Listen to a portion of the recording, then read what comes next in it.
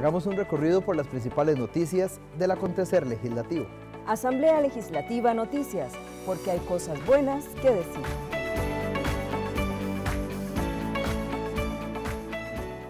Bienvenidos a la edición de Asamblea Legislativa Noticias de esta semana. Estos son nuestros titulares. Durante los 2 días que diputados dedicaron al análisis anual del presidente de la República, estos señalaron que Chávez Robles retrata otra Costa Rica. Tras anuncio del presidente de convocar a referéndum, diputados señalan falta de claridad en la propuesta. Comisión pide al Banco Centroamericano de Integración Económica incluir al presidente de la República, la ministra de la Presidencia, el ministro de Comunicación y la ex jerarca de Comunicación en la investigación que realiza sobre el contrato de publicidad suscrito con Casa Presidencial.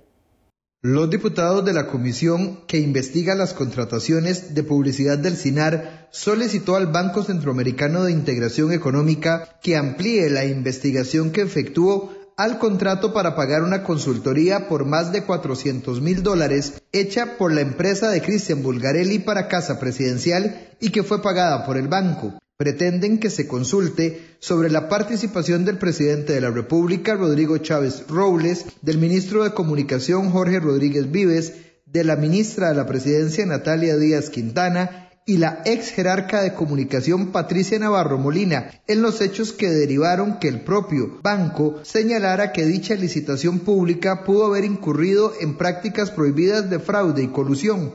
La comisión recibió en audiencia al director de Costa Rica ante el banco, Erwin Macís Castro, quien negó que tuviese alguna relación con la adjudicación realizada. En relación con la solicitud, la aprobación y la ejecución de esta cooperación, tengo que indicarle a todos ustedes que no tuve ninguna relación con el proceso. ¿Con la aprobación? Ni con la solicitud, ni con la aprobación, ni con la ejecución. El legislador frente amplista Ariel Robles le recordó a Macís Castro la normativa del Código de Ética del Banco Centroamericano. El Código de Ética muy puntualmente en el artículo 40 dice que si usted es testigo de una conducta indebida debe realizar las siguientes acciones: reportar de buena fe a través de los canales de denuncias establecidos o solicitar orientación sobre las acciones a realizar a su supervisión o oficina de ética, documentar o emplear cualquier medio de alcance para dejar en evidencia la conducta indebida, las acciones que podrían estar en contra de lo establecido en el Código de Ética, colaborar en el proceso de investigación a realizarse por la instancia correspondiente. Usted está pegado a ese Código de Ética, don Erwin, ¿cierto o no? Sí, señor. Entonces, ¿por qué no ha hecho nada? ¿Porque le da miedo que lo despidan? La diputada socialcristiana y presidenta de la comisión, Vanessa Castro, además consultó si cabe ampliar la investigación que se lleva a lo interno de este organismo, porque una cosa fue lo que se pactó en el contrato y otro el producto final recibido.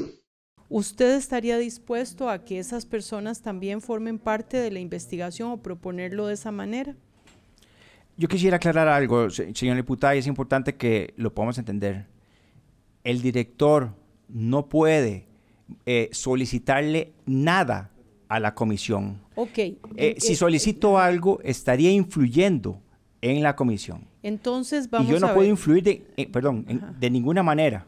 Perdón, pero cuando hablo de solicitar, porque puede ser mal interpretado hacia afuera, no es que usted solicite, sino que usted amplíe el objeto de la comisión. ¿Es posible que usted amplíe ese objeto o quién es el responsable de ampliar el objeto de la investigación? No, la misma comisión tiene la forma de poder lograr recabar toda la prueba que considere. El director no puede determinar, recomendar, gestionar absolutamente nada ante esta comisión. Estaría exponiéndome a que me lleven al comité de ética por intentar influir. Por su parte, el diputado liberacionista Francisco Nicolás preguntó las razones por las cuales no se ha pedido, como representante del país, ampliar la investigación. Usted le ha solicitado a esa comisión que incluya en la investigación al señor Jorge Rodríguez Vives, en vista del diálogo que se tiene ahí, que para llamarlo bajito, da pena. No es mi competencia, la comisión Perdón, ¿usted tiene un deber de probidad con el banco o no? ¿Usted es pasivo ante una trama de este tipo que escucha, que ha escuchado con tiempo, que oye personas planificando hasta el contrato y cariñitos, y me va a decir a mí que usted ni siquiera le ha pedido a la comisión investigadora que incluya a estas personas? Señor diputado, no está dentro de mis competencias en el banco solicitarle a ninguna comisión esto. La comisión volverá a recibir al representante Macís Castro para seguir con el interrogatorio. Tras anuncio del presidente de convocar a referéndum, los diputados señalan falta de claridad en la propuesta presentada. Durante su rendición de cuentas el pasado 2 de mayo, el presidente de la República, Rodrigo Chávez, aseguró que convocaría a un referéndum para que sea el pueblo el que decida sobre temas como las jornadas 4x3, la venta del Banco de Costa Rica, el proyecto Ciudad Gobierno, entre otros. Ante estas declaraciones del mandatario, los jefes de fracción de las bancadas de oposición aseguraron que todavía se desconoce cuáles serían los proyectos que pretendía llevar a referéndum y la legalidad del mismo. El Ejecutivo no tiene ningún proyecto de ley aún definido para convocar en el referéndum. Entonces, eso me sorprende aún más. Hoy en un programa de radio la jefa de la fracción oficialista anunció que no hay ningún proyecto definido para convocar para el referéndum. Así que, bueno, pues esperaremos primero a saber cuáles son los proyectos. Nos parece extraño anunciar un referéndum sin tener claro cuáles son los proyectos que se quieren convocar. Así que, pues, eso nos deja aún más dudas de cuál es el trasfondo de esto. Aquí lo preocupante es que hoy, por ejemplo, en la mañana la jefa de la fracción de gobierno dice: don Rodrigo dijo que quiere hacer un referéndum, pero no ha establecido los temas. Esto es como decirle a la gente: hagamos una mejenga, pero no pongamos la fecha de cuándo. Entonces él dice, convoca al costarricense y dice: vamos a hacer un referéndum, pero no sabemos cuáles son los temas. Y aquí lo importante es conocer los temas. Si realmente el costarricense tiene en estos momentos la capacidad de procesar 1, 2, 3, 10 temas y todo lo que esto implica. Es que decir, vendamos el Banco de Costa Rica en un título y una respuesta, sí o no, es muy fácil, pero ver el trasfondo, temas económicos, análisis financieros, ver el impacto real que le va a ocasionar esto a las zonas rurales y versus también el aporte que le va a hacer a la deuda del Estado. ¿Tiene el costarricense el tiempo y la expertise para analizar todos estos documentos que desde aquí en la Asamblea lo vemos muy técnicamente? Bueno, estas son las preguntas que tenemos que hacernos. Ojo, no que estoy diciendo que los costarricenses no tengan la capacidad, la tienen mucho más, pero estas son decisiones muy delicadas, país, que hay que tomar, y los costarricenses tienen que entender que son temas bien delicados. Si lo quiere hacer de verdad, que lo presente de manera seria, tanto en forma como en fondo. Creo que los referéndum y los plebiscitos, Costa Rica gana siempre. Lo que sucede es que tenemos la sospecha que al gobierno a la larga tampoco le interesa tanto el referéndum, sino lo que le interesa es gasolina para construir una narración en la que se le echa la culpa al Tribunal Supremo de Elecciones, a la Sala Constitucional, a los diputados. Además, eso queda muy notorio cuando hoy en la mañana nos dice Pilar Cisneros que todavía no tienen la lista de proyectos que quieren convocar al referéndum. Es decir, el gobierno de la República nombra más de 1000 personas en diferentes cargos, ministerios, juntas, y nadie de esas 1000 personas ha podido poner en blanco y negro qué es lo que quieren, hacer un referéndum a la fecha de hoy. El presidente habla del tema del referéndum, pero lo habla como una posibilidad. No lo ha puesto claramente y de manera formal en la mesa, no ha dicho, mencionó algunos temas que a mi juicio pueden ser algunos que no estén dentro del 105 de la Constitución Política, me parece que algunos no caben como referéndum, sin embargo él no lo ha hecho todavía de una manera formal, sino solamente fue uno de los temas que habló, no lo ha puesto en la mesa de manera formal, de tal manera que nosotros como fracción, abiertos a hablar del tema del referéndum, es una herramienta legal y democrática que no tenemos por qué tenerle miedo ni le tenemos miedo, si hay que valorarlo y hay que avanzar, estamos dispuestos a valorarlo, sin embargo hasta el día de hoy no tenemos claridad ni cuáles son los temas, ni lo ha puesto en la mesa el presidente de manera clara, así que estamos a la espera que lo haga. El referéndum como herramienta democrática, y yo como liberal por supuesto que la avalo y la aplaudo. Lo que pasa es que hay que tener un balance en eso. Si son proyectos de ley que no han venido a la Asamblea o que no están teniendo buen auge en la Asamblea o que la afectación al pueblo es tan grande que debería el pueblo decidir como tal, yo estoy de acuerdo de que se hagan y se seleccionen y se prioricen. Pero cuando hoy lo escucho en la mañana en un programa de radio a a la jefa de fracción del partido de gobierno diciendo, y nosotros preguntándole, ¿y la lista de proyectos cuál es? ¿Cuál es la lista de proyectos? Si no hay una lista definitiva, no hay una lista ni siquiera preliminar, la pregunta que uno se hace es ¿qué vamos a discutir? O sea, estamos generando una expectativa, ya se habla de 180.000 firmas en las calles costarricenses, vuélvase usted un jaguar para que se empodere y toda esta historia. Para mí eso es publicidad pensando en las elecciones del 2026. Mientras tanto, la diputada Pilar Cisneros aseguró que es una excelente oportunidad para que la ciudadanía se pronuncie. Y el mismo presidente de la República lo dijo, pero vamos a hacer el referéndum para devolverle al pueblo el destino de este país y para que el pueblo decida sobre los grandes temas país que esta Asamblea Legislativa no ha querido avanzar. Reforma del Estado, por ejemplo, ciudad-gobierno, por ejemplo. Entonces, ¿cuál es el problema? Que yo quiero que quede bien claro. Que el referéndum, a pesar de que a mi juicio es el instrumento más democrático que hay, la clase política se ha encargado de hacerlo muy restrictivo. El artículo 105 de la Constitución Política y la ley del referéndum definen las reglas para poder hacer una consulta de este tipo en el país, temas que pueden ser sujetos a este procedimiento y etapas del mismo. Hay 3 formas de convocarlo. Con la firma de al menos el 5% de los ciudadanos inscritos en el padrón electoral, la Asamblea Legislativa con la aprobación de las 2/3 partes del total de sus miembros o el Poder Ejecutivo junto a la mayoría absoluta de diputados. En el país solo una vez se ha realizado un referéndum y fue para consultar a la ciudadanía si estaba a favor o en contra del Tratado de Libre Comercio con los Estados Unidos. Conozcamos ¿cuáles son las reglas para poder realizar un referéndum? El presidente de la República anunció en su mensaje a los diputados el pasado 2 de mayo su deseo de convocar una serie de temas a un referéndum para que la ciudadanía decida sobre ellos. Pero ¿sabe usted qué es este mecanismo de consulta popular? ¿Cuáles son las reglas para poder realizar un referéndum en Costa Rica? Los artículos 105, 124, 129 y 195 de la Constitución Política y la Ley 8492 que regula el referéndum son el marco legal mediante el cual se puede realizar en Costa Rica este tipo de consulta popular. La Carta Magna señala que la potestad de legislar reside en el pueblo, el cual la delega en Asamblea Legislativa por medio del sufragio.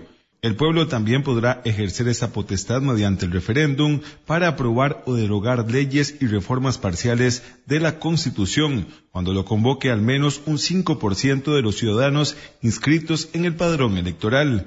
La Asamblea Legislativa, mediante la aprobación de las 2/3 partes del total de sus miembros, o el Poder Ejecutivo, junto con la mayoría absoluta de la totalidad de los miembros de la Asamblea Legislativa.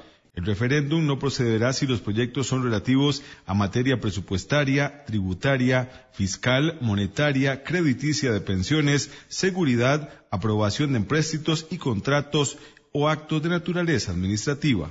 La legislación indica cuáles son los temas que no pueden ser llevados a una consulta ciudadana.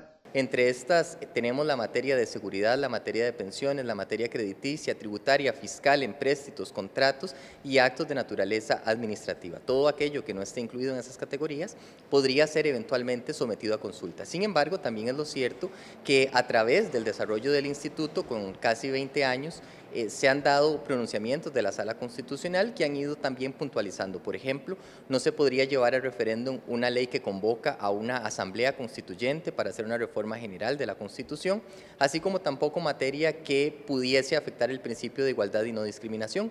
Esto lo dijo la Sala Constitucional en una gestión presentada contra una autorización de recolección de firmas que otorgó el Tribunal Supremo de Elecciones para llevar a consulta ciudadana el proyecto de sociedades de convivencia entre personas del mismo sexo en su momento. ¿Cuántos temas pueden ser convocados en un referéndum? El artículo 10 de la Ley de Regulación del Referéndum establece que si varias iniciativas se tramitan en tiempos similares, podría el Tribunal Supremo de Elecciones acumularlos para que sean conocidos en el mismo acto comicial, o sea, en la misma jornada de votación, el mismo domingo.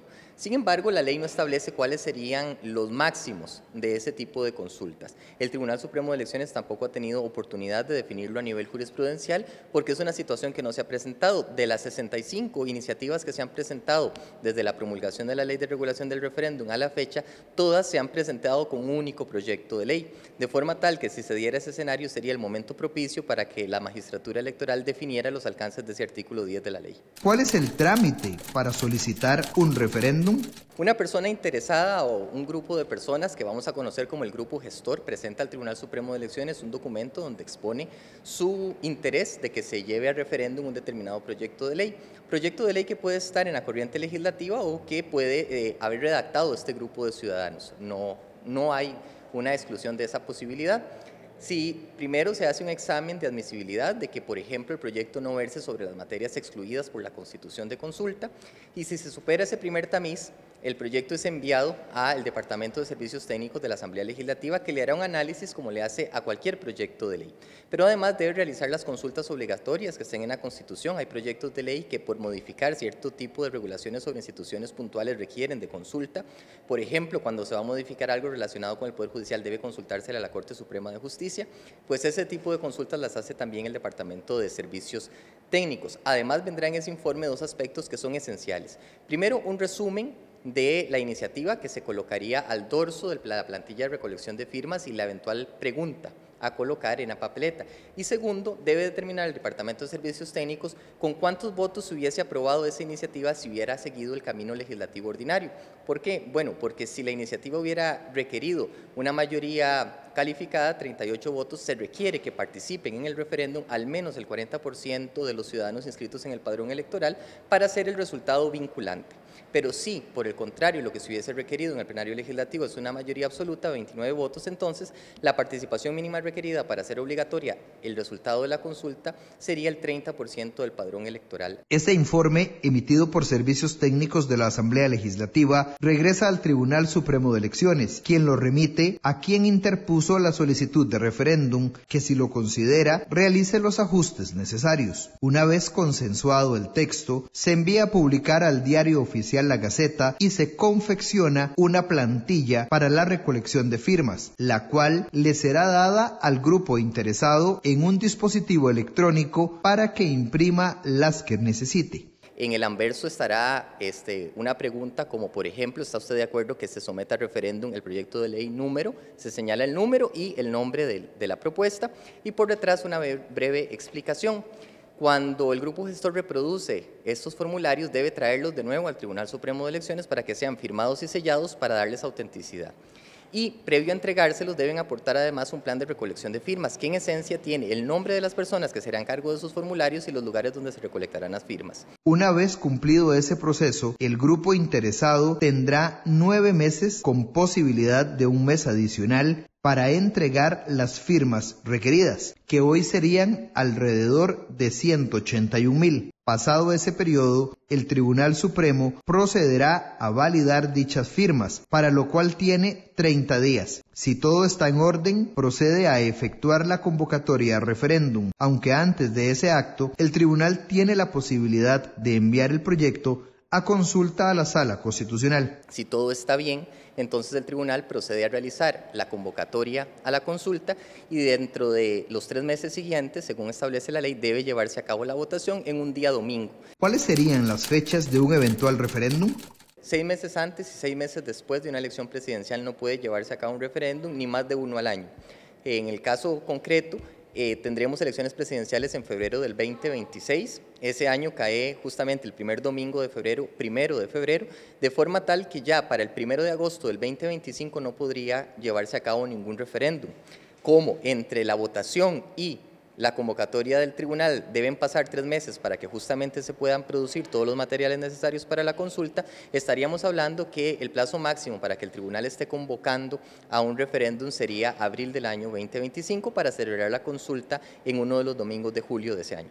Finalmente, y tras el conteo de los votos, el Tribunal Supremo de Elecciones procede a hacer la declaratoria respectiva. Si se obtienen las mayorías necesarias, ya sea el 40% de participación o el 30%, según la votación requerida por el proyecto en el plenario para ser aprobado, entonces el Tribunal Supremo de Elecciones comunica el resultado final al Poder Legislativo y al Poder Ejecutivo para que se publique en el diario oficial y la ley entraría inmediatamente en vigor. En nuestro país, solamente una vez se ha realizado un referéndum y fue el 7 de octubre del 2007 para consultar a la ciudadanía si estaban a favor o en contra de que Costa Rica se incorporara al Tratado de Libre Comercio entre Centroamérica y los Estados Unidos. Oposición califica de liviana la agenda enviada por el Poder Ejecutivo para este primer periodo de sesiones extraordinarias de la tercera legislatura que inició esta semana. Las fracciones de oposición califican como liviana la primera convocatoria de 32 iniciativas enviadas por el Poder Ejecutivo para el segundo periodo de sesiones extraordinarias. El jefe de fracción de Liberación Nacional, Óscar Izquierdo, aseguró que se dejaron por fuera las iniciativas propuestas por el PLN. Lamentamos que no haya incluido ninguno de los proyectos de ley que nosotros le solicitamos formalmente. Le hicimos una solicitud de 19 proyectos de ley para que de esos 19 pudiera escoger algunos que considerara convenientes. No lo hizo, lo lamentamos, pero bueno, este proceso es de 3 meses y en esos 3 meses podrían rectificar y convocar algunos proyectos de ley que hemos solicitado. Por su parte, María Marta Carballo del PUS indicó que se dejaron de lado temas importantes. Nuestro criterio como fracción es que la agenda es realmente liviana, no vienen aspectos importantes en educación, por ejemplo, ni en reactivación económica, ni en el bajo costo de la vida. Nosotros como fracción solicitamos, por ejemplo, el proyecto de ley que viene a bajar el precio de los medicamentos, de poder darle más acceso a crédito a personas que hoy no son sujetas a créditos, tampoco vienen. Diego Vargas, de Liberal Progresista, calificó la agenda como poca robusta. Y lo que sentimos es que es una agenda poco robusta. Esperamos que sea la primera lista de más proyectos que empezamos a discutir. Hay temas que a uno le preocupan. Cuando uno oye al señor presidente en su discurso de la semana pasada y menciona que la seguridad y que los diputados no le ayudan al país y que los proyectos no avanzan, y vemos que solo vienen 3 proyectos asociados a temas de seguridad. Entonces preguntamos si hay 50 en la corriente legislativa que podrían poner en la mesa para trabajar, o una cantidad importante, y ver solo 3 de seguridad nos queda debiendo. Mientras que Pablo Cibaja, de Nueva República, señaló que se dejaron de lado iniciativas importantes. También hay un tema, nos quedan faltando más proyectos de seguridad. Estamos hablando que en la Comisión de Seguridad más o menos hay cerca de 50 proyectos y que el Ejecutivo ahora convoque tan pocos. Entonces uno se pone a pensar, si tanto que hablan de la urgencia, el tema de seguridad, ¿por qué no convocan más proyectos? ¿Por qué no reactivan más eso? Bueno, nos tocará verlo en un par de semanas que siguen, a ver si realmente tienen ese interés y realmente lo convocan. Un criterio similar expresó el Frente Amplista Antonio Ortega. Sí, una agenda una vez más liviana y lamentablemente concentrada en proyectos que no tienen, por un lado, viabilidad política y por otro lado, que no tienen la rigidez técnica que uno esperaría de parte del Gobierno de la República. La jefa del oficialismo, la diputada Pilar Cisneros, aseguró que se convocaron proyectos claves para el país como jornadas flexibles y temas de seguridad. Y le vamos a dar prioridad a los proyectos de seguridad, los que nosotros consideramos que son los más importantes y que curiosamente no han avanzado en esta Asamblea Legislativa. ¿Cuál? Prisión preventiva. ¿Por qué? Para poder dejar en la cárcel a toda la gente sospechosa de sicariato o los grandes capos de la droga que la policía agarra, que tienen 30 pasadas por el Poder Judicial y que 48 horas después están en la calle. ¿Ok? Prisión preventiva, ampliar las posibilidades que tiene el OIJ para intervenir comunicaciones. ¿Por qué? Porque los delitos se han sofisticado y la ley es muy restrictiva con respecto a cuáles comunicaciones pueden intervenir. Capitales emergentes. Dentro de los proyectos convocados por el gobierno están el manejo eficiente de la liquidez del Estado, la ley para modernización de la intervención de las comunicaciones, el fortalecimiento del control tributario y la modificación al impuesto sobre la renta. Se espera que en los próximos días se dé una nueva convocatoria por parte del gobierno, quien tendrá control sobre la agenda hasta el mes de agosto inclusive. Ministerio de Hacienda propone que el país migre a un sistema de renta personal. La viceministra de Hacienda, Priscila Zamora Rojas, anunció que es necesario que el país migre hacia un sistema de renta personal, propuesta que se estaría presentando próximamente en la corriente legislativa. Así lo anunció en la Comisión Especial de Renta, donde explicó que este sistema permitiría una recaudación más eficiente y además medir cuál es el cambio de patrimonio que tienen las personas. Debemos adoptar un sistema de renta personal, o sea, dejar de enfocarnos en las fuentes productoras y de ver cada una en cédulas separadas y pasar a un concepto de renta personal que nos permita medir realmente cuál es el cambio de patrimonio que tienen las personas entre el inicio y el final. Es ese sistema que nos permita hacer la radiografía de la persona y a esa persona decir, usted tiene todos estos tipos de rentas y sobre todos estos tipos de rentas paga. Si una persona solo tiene un tipo de renta, pues solo pagará lo correspondiente a tener un tipo de renta. Digamos, si una persona es exclusivamente asalariada. Pero si una persona, además de estar en exactamente el mismo puesto de trabajo que su compañero y es asalariada, tiene propiedades que alquila y además tiene inversiones y además de eso ha vendido propiedades que le han generado ganancias de capital y tiene un emprendimiento, esa persona tiene distintas fuentes de ingresos. La oficialista Pilar Cinero dijo que una de las críticas que se han hecho es que Hacienda no tiene la capacidad de cobrar los impuestos. Haciendo este cambio, podría mejorar la capacidad recaudatoria y fiscalizadora del ministerio, ¿se mantendría igual o peor? ¿Cuál es su criterio? El reto que tenemos actualmente es que es una ley de 35 años, por ahí más o menos, a la que se le han ido incorporando muchos cambios poco a poco. Entonces, yo no creo que adoptar un nuevo sistema con mucho más directo vaya a generar mayor complejidad de la que ya nos genera actualmente manejar o gestionar el sistema que tenemos actualmente, donde imagínense que pasaríamos de que una persona que tiene alquileres hoy tiene que presentar 12 declaraciones al año a pasar a presentar una declaración al año. Lo mismo para los otros tipos de rentas, lo mismo para los intereses, lo mismo para las rentas de actividades empresariales en general. Todas estas tienen asociadas una serie de obligaciones formales y materiales que se han ido creando a lo largo de estas últimas décadas que le han ido añadiendo complejidad al sistema. Entonces, esta es una excelente oportunidad para simplificar. Paulina Ramírez de Liberación Nacional consultó cuándo van a presentar la propuesta. ¿Ustedes para cuándo quieren o van a presentarlo? La decisión se debe tomar un poco en el ámbito de esta comisión y de la Comisión de Hacendarios, ¿verdad? Es un aspecto donde sin duda no tendría ningún sentido que vaya un proyecto por este lado y otro proyecto por el otro lado. Es algo que podemos valorar. Creo que muchos de ustedes probablemente vayan a estar en la nueva conformación de la Comisión de Hacendarios y tendría que decidirse sin duda si se mantiene el otro proyecto y le hacemos cambios en línea con lo que hemos presentado aquí, sabiendo que producto de estas pues muy ricas discusiones que se han tenido en este foro, a dónde hay consensos o si se trataría de un proyecto que se vería en este foro. La viceministra afirmó que el nuevo sistema propuesto sería equitativo, justo y progresivo. Durante los 2 días que diputados dedicaron al análisis del mensaje anual del presidente de la República, estos señalaron que Chávez Robles retrata otra Costa Rica.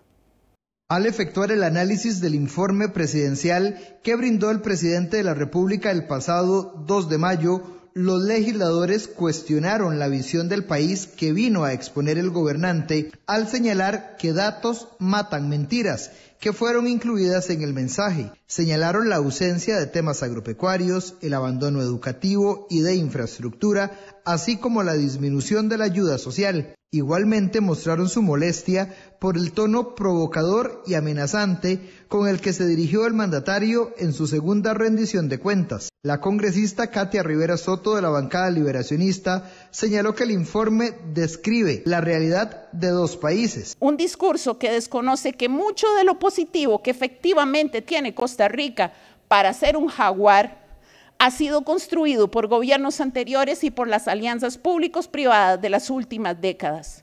Un discurso que miente, que usa medias verdades y oculta datos para olvidar las enormes fallas de su gestión en inversión social, en educación. En representación de la bancada socialcristiana, Carlos Felipe García llamó al presidente a dedicarse a gobernar y le tendió la mano para trabajar y construir. Presidente, estamos a medio tiempo. Empecemos a sembrar, así como otros sembraron para que usted inaugure Circunvalación, Tarala-Lima, Limonal-Barranca, la Ruta 27, la Ruta 32.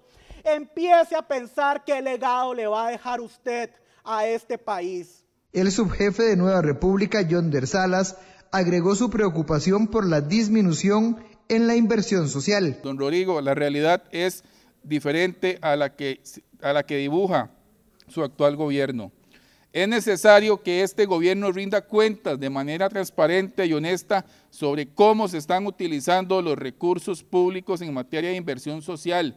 No podemos permitir que el dinero de todos los costarricenses se desperdicie en proyectos innecesarios. Mientras tanto, nuestros conciudadanos siguen viviendo en la miseria.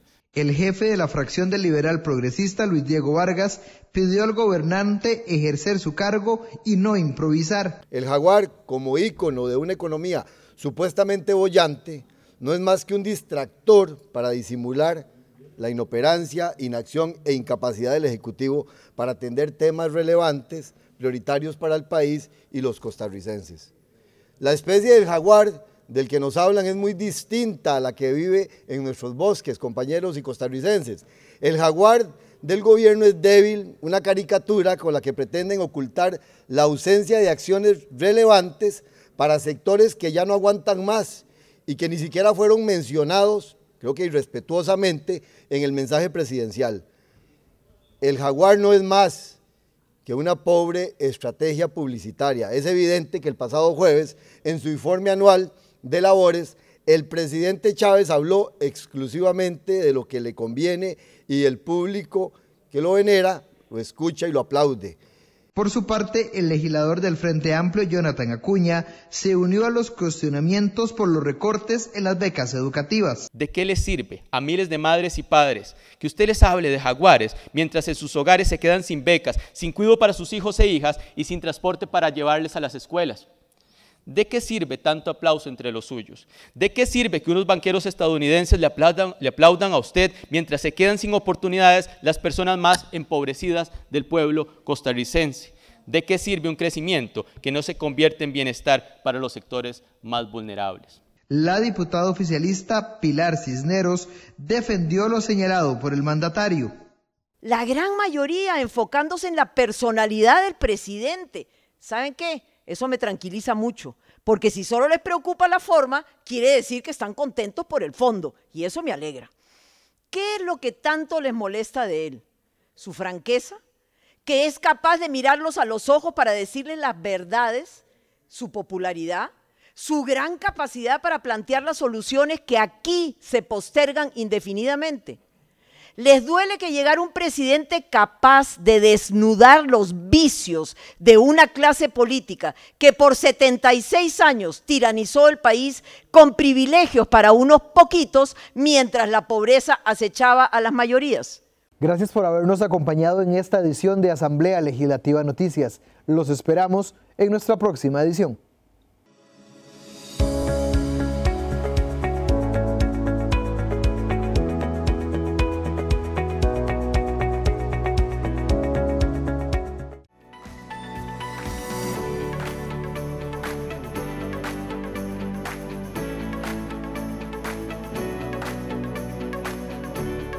Este ha sido un resumen de lo más importante del primer poder de la República.